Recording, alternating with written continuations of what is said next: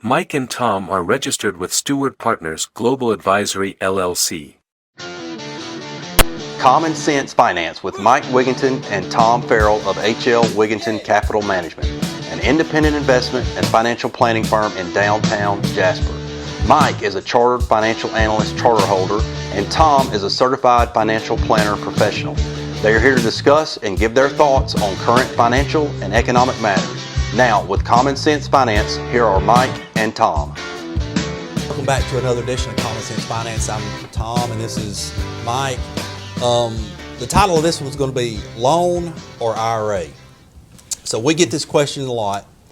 Should I just take money out of my, not necessarily just an IRA, or should you take money out of your brokerage account, sell some of your stock holdings or investments to buy, a car or put a down payment on a house or things like that. So just wanted to talk a little bit about that because we do get those questions. So the one thing that I look at whenever I get that question is, okay, what are you buying? What's the interest rate? How much cash do you have available to you, without paying a penalty or anything like that? And then we'll have the discussion, but usually you're better off if you just pull your calculator out and do the simple math. You're better off leaving the money invested and going to the bank and borrowing money to make whatever purchase you need to make. Now, a lot of people aren't going to like that answer. Well, because most of the people that and I would say that the typical person that's going to listen to a podcast like this, they're interested in, they have a natural interest in financial matters, and they're probably more conservative-oriented people, and they're anti-borrowing money, which is not necessarily a bad thing. It's certainly not an absolute. But let's read, if you don't mind, let's kind of define our parameters a little bit there. And let's say that we're not talking about purchasing an income-producing property like a duplex or an apartment building, but it's a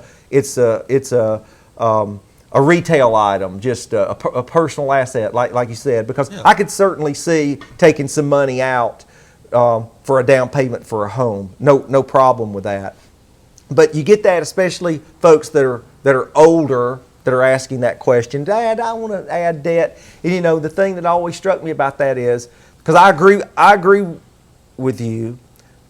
I don't disagree with your reasoning behind it, but I gravitate to another reason, not just the return. And I think that's an important element, looking at the return you're going to get on your asset over time versus what you're paying in interest on the note.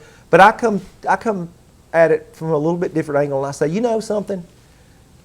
Most people, probably you too, when you take it from yourself, you don't pay yourself back. Right. If you borrow the money, you're going to pay the bank. Oh, yeah.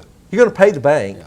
So it's kind of a way, in my mind, of having your cake, so to speak, and eating it too, that I'm going to keep my investment, and I'm going to get the item that I'm, this some sort of whatever durable type item that I'm borrowing money for, and maybe it's not a go-kart, but well, let's assume it's a house that you're going to live in. It's not going to, like you said, it's not going to be a rental property or investment.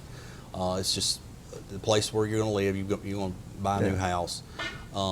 If you're right now, if you have good credit, you can get a 15-year mortgage for under 3%.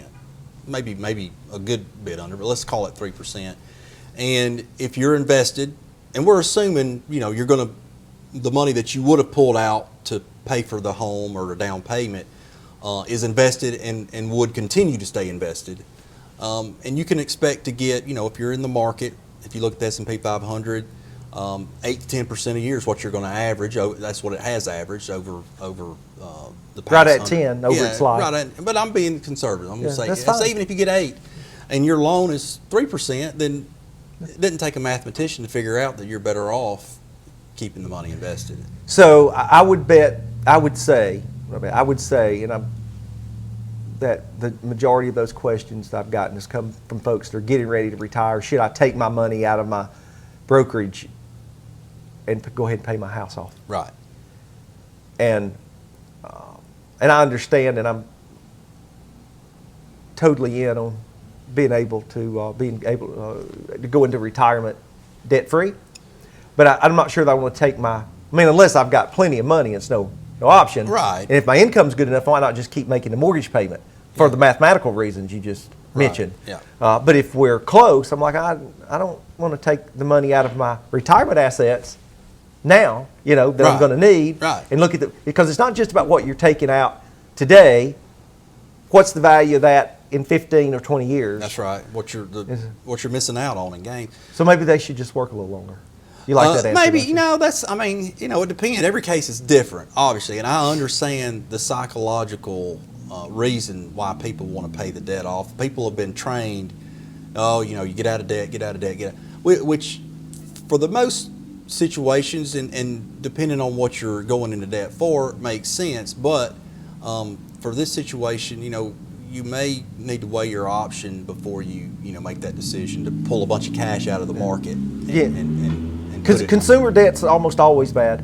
Yeah. Credit card debt. Right. Okay. Consumer Car debt. loans, it's kind of right there too. So. Yeah. So, but if it's an appreciating asset, not when we won't get into the income producing asset because that's a different animal altogether. Right. In the math, although I find that people have really misconceptions. I mean, people that are good with their money, and I try to tell them that your return is through leverage and I've walked through some simple examples with them, and sometimes I get people to buy right into that. They understand it, the light bulb goes off, and other people it's just like, I just can't bring myself to do it. But I think that's a good point. Yeah. Okay. Well, if that's the last word from you, we'll wrap that up. Thank you for coming.